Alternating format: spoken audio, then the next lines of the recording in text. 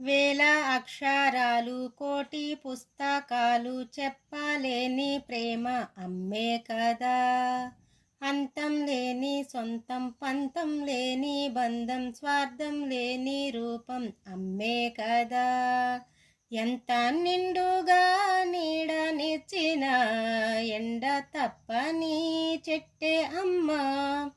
కంటి నిండుగా నీరే పొంగిన రెప్పముయని చూపే అమ్మ. తానో స్వర్గం తానో దుర్గం అని సాధ్యం తన మార్గం. వేల అక్షరాలు కోటి పుస్తకాలు చెప్పలేని ప్రేమ అమ్మే కదా. అంతం లేని సొంతం పంతం లేని బంధం స్వార్థం లేని రూపం అమ్మే కదా.